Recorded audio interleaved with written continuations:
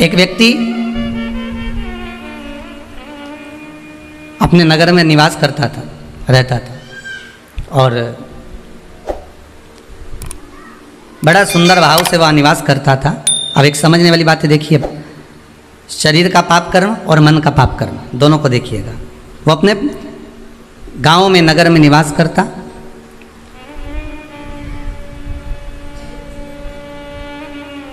उसने जिंदगी में कभी कोई चींटी नहीं मारी। उसने अपने जीवन में कभी किसी का मन नहीं दुखाया। उसने अपनी जिंदगी में कभी किसी का धन नहीं खाया। उसने अपने जीवन काल में कभी किसी से असत्य नहीं बोला। उसने संपूर्ण जीवन काल में ना असत्य बोला, ना झूठ बोला, ना कपट करा, ना बेईमानी करी, ना प्रपंच करा, ना छल करा, ना कुछ बेकार कर्म करा,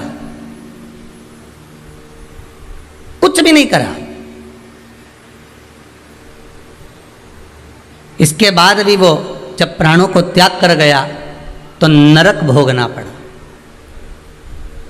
दृष्टांत सागर का ये बड़ा सुंदर चरित्र है महाराज।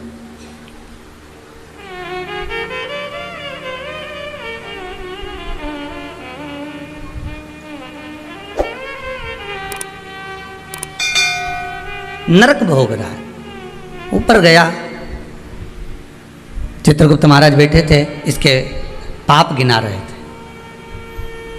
तो देवऋषि नारद का वहीं पर आगमन हुआ। श्रीमन नारायण, नारद जी ने तो पूछ लिया। संत के मन में अगर कोई प्रश्न आता है तो संत तुरंत पूछ लेता है कि आखिर कारण क्या है। भगवंत के मन में, अर्थात भक्त के मन में भी कोई प्रश्न आता है तो वो भी पूछ लेता कारण क्या है। तो देवऋषि नारद ने पूछा कि ये कारण बताओ कि इसने ना कभी चोरी करी, ना कभी कपट करा, ना कभी बेईमानी करी, ना कभी प्रपंच करा, ना कभी किसी को धोखा दिया, ना किसी का धन खाया, ना किसी का वैभव खाया, ना कभी मुख से अपशब्द कहा। फिर आखिर बात क्या है कि इसको इतने सारे नरक क्यों भोगना पड़ रहे हैं? 94 नरकों में से कम 50 नरक में तुमने इसको डाल दिया।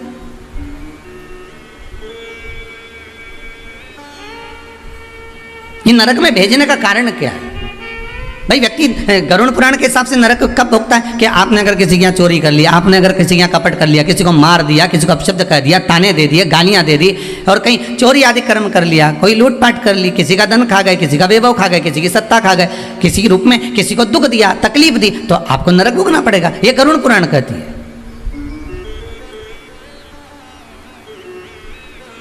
तो देवऋषि नारद ने पूछ लिया चित्रगुप्त महाराज से, धर्मराज से, ये बताओ कि इसने ये कुछ करा है क्या? तो क्या कुछ भी नहीं करा। इसने अपनी स्त्री को हाथ उठाया क्या? नहीं। इसने अपने बच्चों से कुछ कहा क्या? नहीं। बच्चों ने इसको कुछ कहा क्या? नहीं। इसने अपने माता पिता की सेवा नहीं करी क्या? करी। सब कुछ करा इसने। फिर नरक किस लिए दिया गया? नरक का कारण क्या है? क्यों नरक भेजा जा रहा है?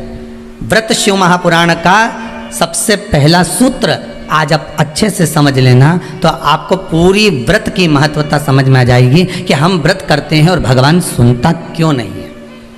बस इस सूत्र को पकड़ लीजिए। दृष्टांत सागर का ये चरित्र अगर आपके जीवन में बैठ गया तो बाकी की शिव पुराण पूरी आपको समझ में आ जाएगी कि व्रत की मूलता क्या है।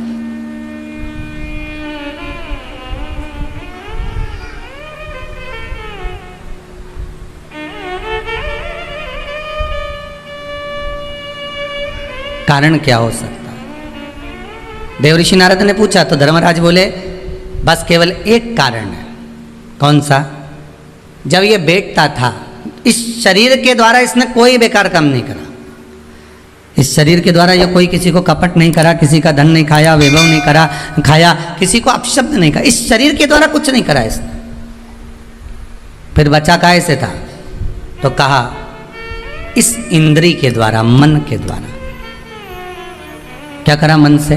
तो क्या मन के द्वारा ये जहाँ बैठता था वहाँ मन में सोच लेता था कि ये कितना बेकार व्यक्ति है, इसने इसके साथ तो ऐसा हो जाना चाहिए, इसके यहाँ कितना वैभव इकट्ठा हो गया, इतना धन एकत्रित हो गया होगा, तो ये धन का करेगा क्या, इसके यहाँ तो ऐसा होना चाहिए कि डाका डल जाना चाहिए। इसने विचार करा। फिर विचार आया कि बताओ कितनी सुंदर स्त्री है, कितनी सुंदर नारी है,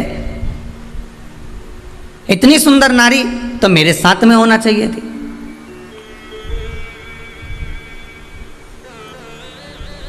इसकी कितनी प्रॉपर्टी है, कितना वैभव है इसके पास में, कितना धन है इसके पास में। कुछ ऐसा हो जाए कि इसका धन संपूर्ण मेरा हो जाए, इसका पूरा वैभव इतना इतना जितना इसका धन है ये सारा के सारा मेरा हो जाए। अब बोलो शरीर से कुछ कर रहा है क्या वो?